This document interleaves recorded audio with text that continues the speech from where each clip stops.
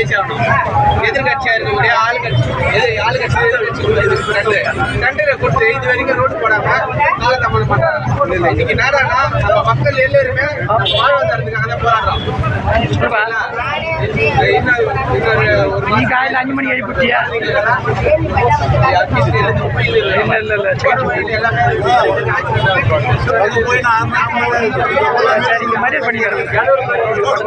Road முதல்ல இந்த கனரகமான road கிடையாது. முதல்ல அதிகாரிகள் வரும்போது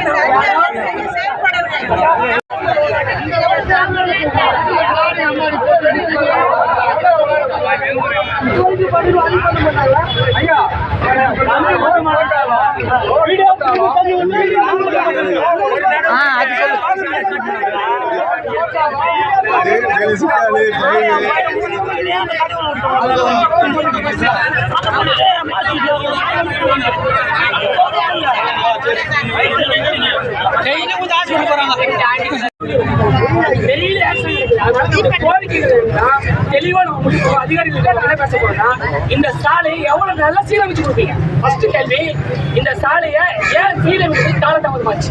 கலெக்டர் சொல்லி ஜனவரி சொன்னாரு, ஆனா இதுவரையும் முடியல. ஜனவரி முடிஞ்சு அடுத்த போய் 6 மாசம் மேல ஆயிடுச்சு. அப்பவே 16 கோடி ஒதுக்கப்பட்டுச்சு. என்ன வேலை செஞ்சிருக்கிறாங்க?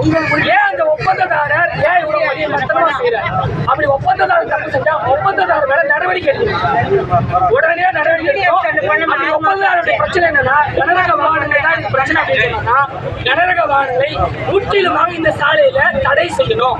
ஏன்னா 2 சக்கர வாகனத்தையோ 4 சக்கர வாகனத்தையும் போட்டு மட்டும்தான் இந்த ரோடு. அவங்க கனரக வாகனம் டோல் எடுத்துட்டு போகணும். அப்படி போகணும். ஏன் இந்த ரோட்ல விடுறாங்க? கேள்வி என்னன்னா இந்த ரோட்ல விடக்கூடாது. இந்த ரோடு கனரக வாகனம் வந்துச்சுன்னா இந்த ரோடை இந்த 1 வருஷம் இல்ல 5 வருஷமானாலும் சீரமைக்க முடியாது. சாம்பல் லாரி ஒரு நாளைக்கு 1000கணக்கான சாம்பல் லாரி போகுது. சாம்பல் லாரி எப்படி போகுது? முழுக்க போட்டு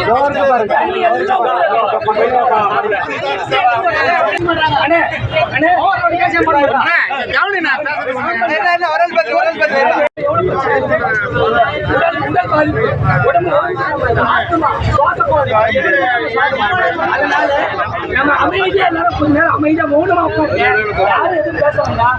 அதிகாரிகள் வரட்டும்.